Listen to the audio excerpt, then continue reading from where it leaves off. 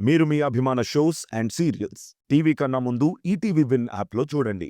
Download and subscribe to ETV win app. 99 రూపాయలు మాత్రమే.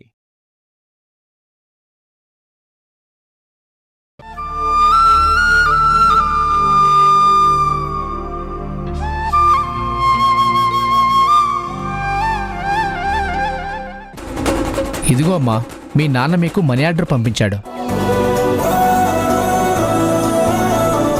అంటే నాన్న రాడా? తీసుకో అమ్మా.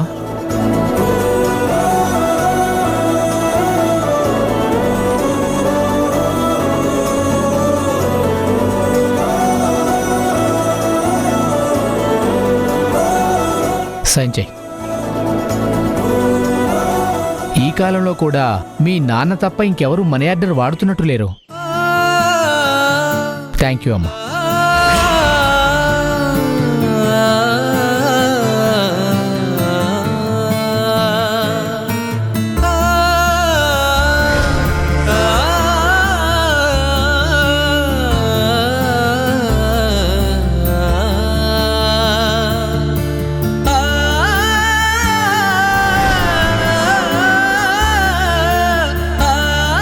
అక్క ఏంటక్క అది? నాన్న మనీ ఆర్డర్ పంపించాడ్రా.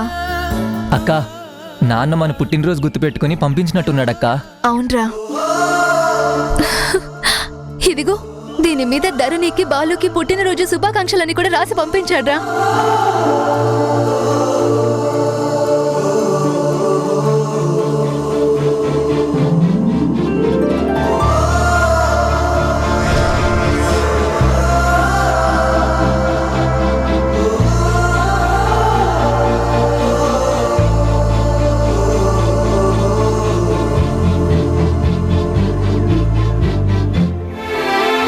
బాలు, ఇవిగో డబ్బులు, ఏదైనా మంచి డ్రెస్ కొనుక్కోరా.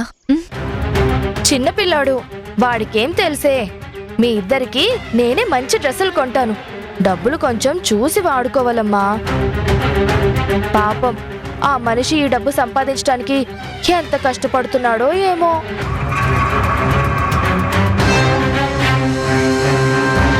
అక్క ఈ లెటర్ మీద నాన్న ఎక్కడి నుంచి పంపించాడో ఫోన్ నెంబర్ ఉందేమో చూడక్క.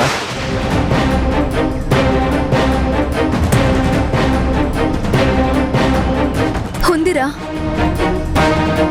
ఇప్పుడు ఆ నెంబర్కి ఫోన్ చేసి ఆయన గారికి ఇక్కడ జరుగుతున్న విషయాలన్నీ చెప్తారేమో. ఆయన ఆగా మేఘాల మీద బయలుదేరొస్తే నా తమ్ముడితో దీని పెళ్లి జరగదు. ఎలా అయినా ఆపాలి. అమ్మా, నీ ఫోన్ ఇలా ఇవ్వు, నాన్నకి ఫోన్ చేద్దాం. ఆయన డబ్బులు పంపించి పోస్టాఫీస్లో కూర్చుంటాడా? అక్కడి నుంచి ఇక్కడికి డబ్బులు రావడానికి వారం పడుతుంది. ఆ నెంబర్కి ఫోన్ చేస్తే ఏం ప్రయోజనం చెప్పు? ట్రై చేస్తే తప్పేం లేదు కదమ్మా. రెగ్యులర్గా అక్కడికి వస్తూ ఉంటే నాన్న విషయాలు వాళ్ళకి తెలుస్తాయి కదమ్మా. ఒకవేళ మళ్ళీ కనిపిస్తే ఇలా మీ పిల్లలు ఫోన్ చేశారని చెప్తారు కదమ్మా. ఒక్కసారి ఫోన్ ఇవ్వమ్మా. వీళ్ళు నా కొంప ముంచేటట్టున్నారు. మీకెందుకు శ్రమ? నేనే కాల్ చేస్తాను. ఆ నెంబర్ చెప్పండి.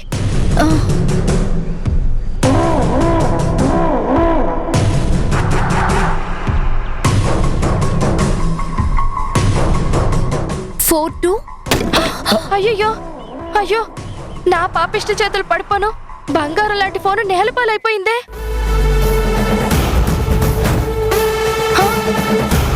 ఇదేంటి ఏమీ కనిపించట్లేదు? చూడండి.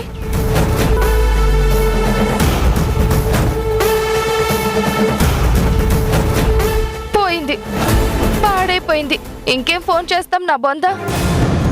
ఏంటో అనవసరంగా నేను ఆరాటపడ్డాను. మిమ్మల్ని చేయనిచ్చినా పోయేది. నా ఆరాటం మీ ఆశల మీద నీళ్లు పోసినట్టు అయ్యింది. ఛీ! పోనీలే అమ్మా, నువ్వేమైనా కావాలని పడేశావా? చేయి జారింది అంతే కదా. బాలు, ఆ ఫోన్ రిపేర్ చేయించి తీసుకొనిరా. అలాగే అక్క.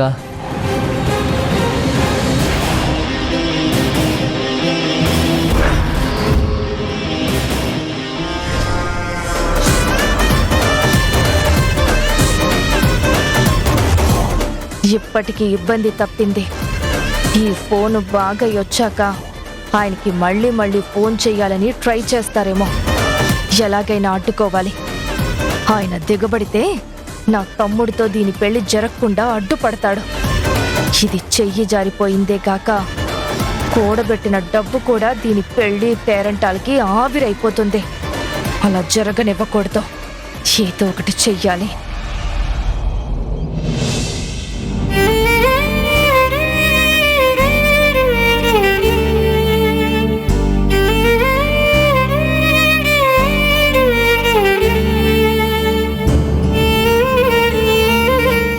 ఏంటక్కా, అమ్మ మరీ ఇంత మొండిగా తయారైంది.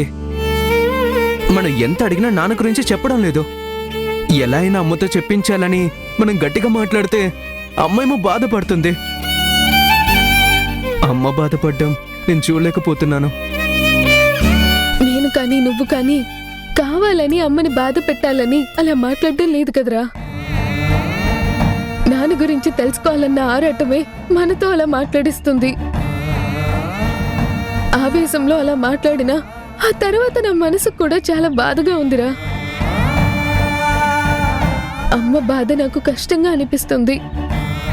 ఒక్క మాట తను చెప్తే మనకి బాధ తప్పుతుంది కదా. ఎందుకని అమ్మ చెప్పట్లేదంటావు? అదే నాకు అర్థం కావడం లేదు. ఇందాక అమ్మమ్మ కూడా ఏదో చెప్పబోతే ఎంత గట్టిగా అరిచిందో. నేనైతే ఎంత భయపడ్డానో తెలుసా? అవునక్క, నాకు కూడా భయం వేసింది. అమ్మ నాన్న గురించి అడిగినప్పుడల్లా ఎందుకంత ఆవేశపడుతుందో అర్థం కావట్లేదు. తను మోసపోయిందా? తన్ని ఎవరైనా మోసం చేశారా? అందుకే చెప్పలేకపోతుందా? అసలు గుణాగారిని మన నాన్నని ఎందుకు చెప్పిందో ఇప్పటికీ అర్థం కావట్లేదక్క. అమ్మాయి టైం కావాలంటుంది, అడిగితే కోపం తెచ్చుకుంటుంది. అమ్మ నోరు విప్పితే గాని తన బాధకు మన బాధకు ఫుల్ స్టాప్ పడదక్కా.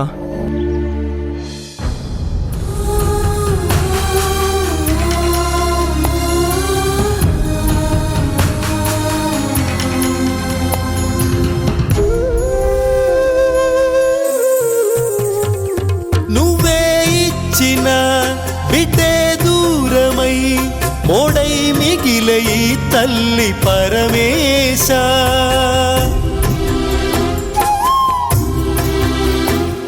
తల్లి కళ్ళలో పొంగే గంగతో గుండె తడిసిపోలేద జగదీశ. ఇటువంటి తల్లి నీకుంటే ఈశా, తెలిసేది నీకు ఈ తల్లి ఘోష. నీ కన్ను అది చూడదా? ఈ కంటి తడి ఆరదా?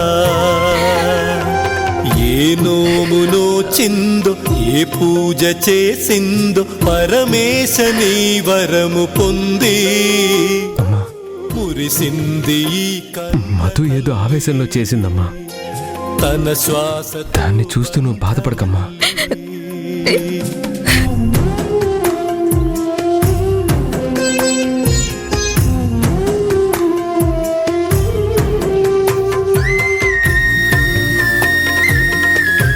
అసలు ఏం జరుగుతుందో అర్థం కావట్లేదమ్మా.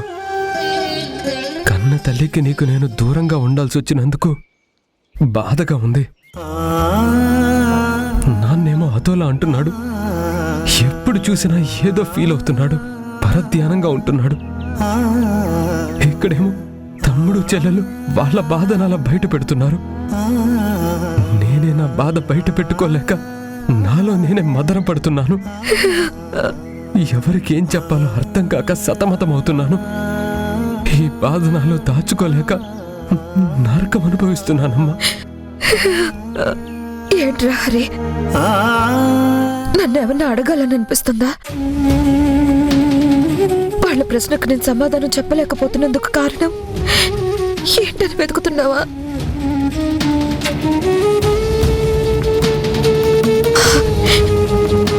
నా మీద ఏమన్నా అనుమానం కలుగుతుందా? అమ్మా ప్లీజ్, అన్ని మాటలు మాట్లాడొద్దమ్మా. నేనెప్పుడు నిన్ను అనుమానించను. అలా అనుమానిస్తే నన్ను నేను అనుమానించుకున్నట్టే. వాళ్ళకేమో నాన్నెవరో తెలియాలనే ఆరాటం రోజు రోజుకి పెరుగుతూ ఉంది. వాళ్ళు కఠినంగా మాట్లాడుతూ ఉంటే నా మనసు తట్టుకోలేకపోతుంది. వాళ్ళని ఓదార్చలేకపోతున్నాను, నిన్ను సమాధానపరచలేకపోతున్నాను. ఇదిలాగే కొనసాగితే ఎంత గ్యాప్ వస్తుందో, ఎంత దూరం వరకు వెళ్తుందో అని భయంగా ఉందమ్మా.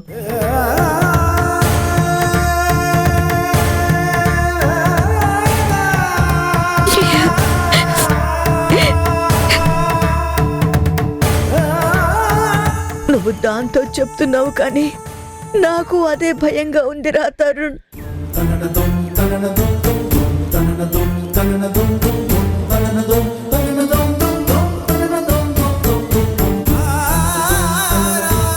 మీ అమ్మ మంచితనం నాకు మూర్ఖత్వంలా అనిపిస్తుంది. ఎందుకంటే వాళ్ళ గురించి నిజం నాకు తెలుసు కాబట్టి. నిజం బయట పెట్టి సంతోషంగా ఉండే దారి మీ అమ్మకి ఉంది, కానీ ఆ దారిలో తను నడవదలుచుకోలేదు. మధు చిన్నాలతో మాటలు పడుతూ ఎవరి ముందు తలెత్తుకోలేక బాధపడే దారే ఎంచుకుంది. ఇది బయటపడి నిజం చెప్పేదాకా బాధ దూరం కాదు.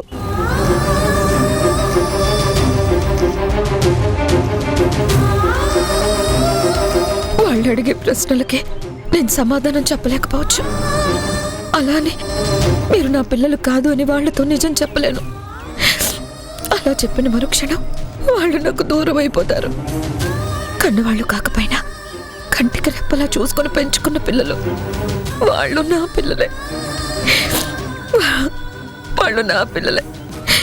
ఎవరు బాధపడ్డా అమ్మగా నేనే బాధపడాలి.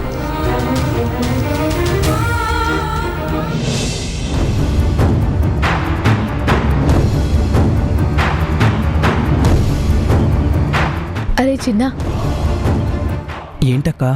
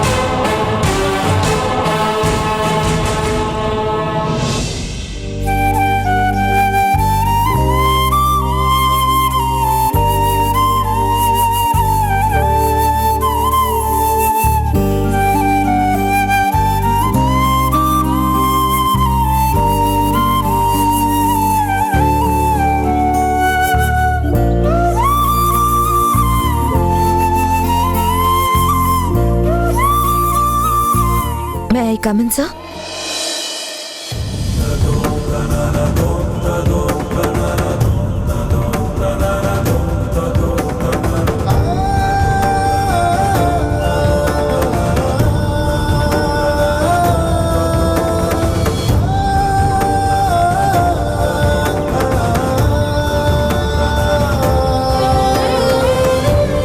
రాజనని. సార్, నేను జననిని కాదు, రాణిని.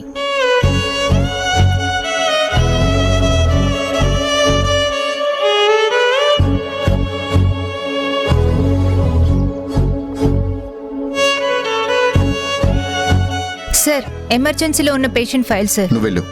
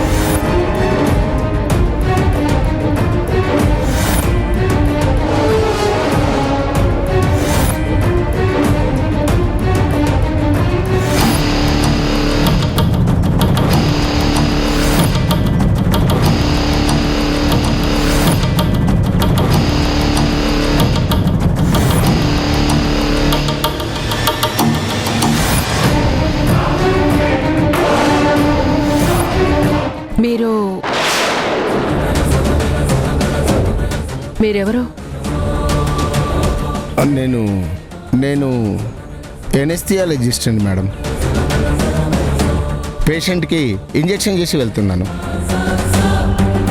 ఇంతకుముందు మిమ్మల్ని ఎప్పుడు చూడలేదే. రీసెంట్గా జాయిన్ అయ్యాను మేడం. ఇదిగోండి నా ఐడి కార్డు.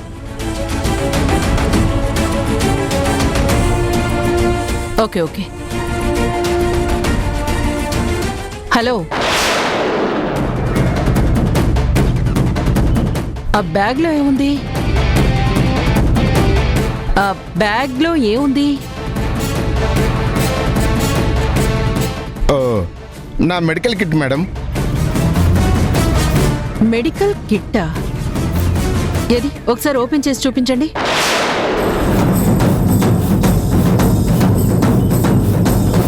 ఓపెన్ చేయండి.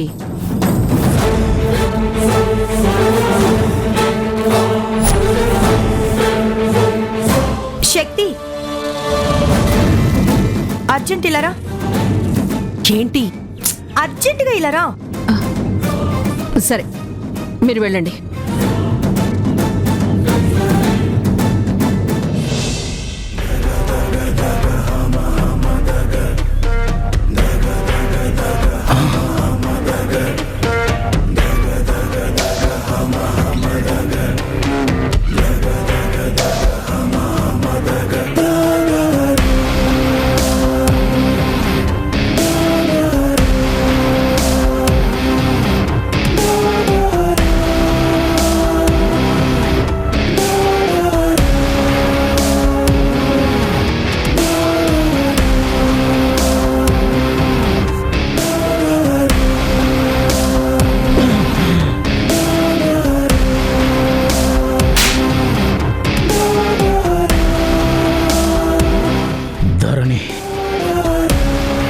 నువ్వు నా సొంతం ఎప్పుడవుతావే?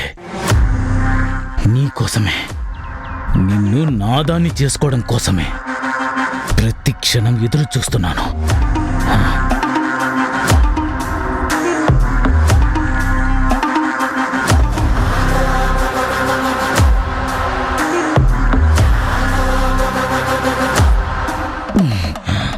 ఎందుకన్నా నువ్వెంత వెంట పడుతున్నా అది చీకొడుతుంది. చీకొట్టే దాని మీద నువ్వెందుకన్నా అంత ప్రేమ పెంచుకుంటున్నావు? నా కాబోయే భార్యని పట్టుకొని అది ఇది అంటున్నావు. చంపేస్తానురా నేను. రేయ్, ఇంకొకసారి నాకు కాబోయే పిల్లాన్ని తప్పుగా మాట్లాడవంటే పొడి చేస్తా. వదినా వదినా అను. వదిలే అన్నా, ఖచ్చితంగా వదినే. ఏదో జర మజాక్ చేసిండు. మా అందరికీ వదినే. నీ పెళ్ళామే అన్నా, ఎప్పటికైనా నీ పెళ్ళామే. నేను ఊ అంటే 10 మంది అమ్మాయిల్ని నా వెనకాల తిప్పుకోవచ్చు, కానీ నాకదే కావాలరా. ఎప్పుడో ఫిక్స్ అయ్యా. ఆ అందం మరిచిపోవడం నా వల్ల కాదురా. నాకు కావాలి, అదే నా భార్య కావాలి, నా సొంతం కావాలి. నేనే దాని మొగుణ్ణి. ఇది ఫిక్స్.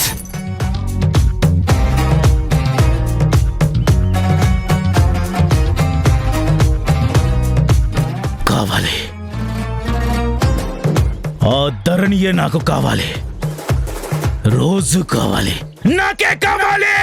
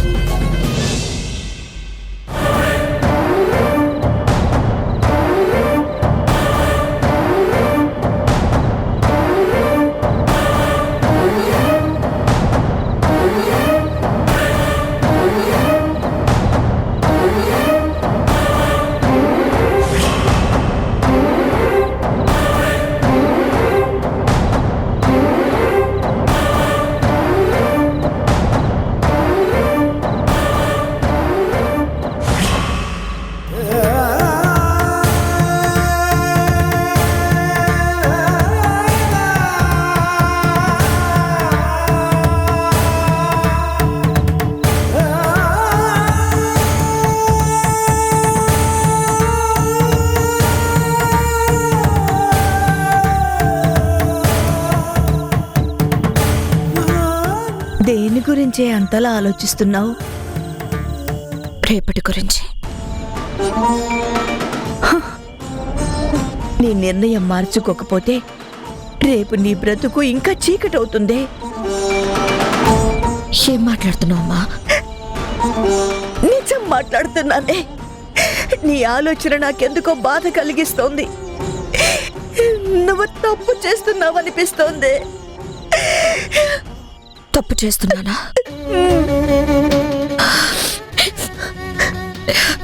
జీవితంలో మొట్టమొదటిసారిగా నా నిర్ణయాన్ని తప్పు పడుతున్నావు అమ్మా. తప్పు అనిపించింది కాబట్టి తప్పు అని చెప్తున్నాను. ఇందాక చూసాం కదా, తరుణ్ మధు చిన్నాళ్ళు అడిగిన ప్రశ్నలకి సమాధానం చెప్పలేక ఎంత నలిగిపోయాడో, ఎంత బాధపడ్డాడో.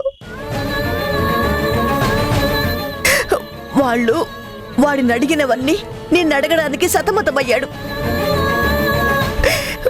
వాళ్ళకేం చెప్పాలో అర్థం కాక మౌనంగా బాధపడ్డాడు. నిన్ను అడగలేడు, వాళ్ళకి సమాధానం చెప్పలేడు. వాడి సందిగ్ధానికి సమాధానం లేకనే ఏం చెప్పాలో అర్థం కాక వెళ్ళిపోయాడు.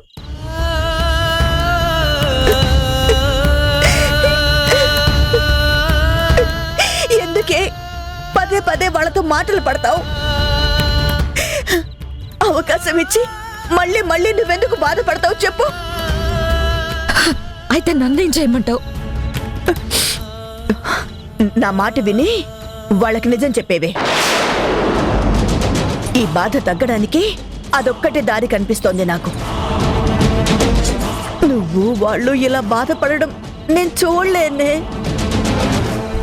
అన్ని సమస్యలకి అదొక్కటే పరిష్కారం అనిపిస్తోంది నాకు.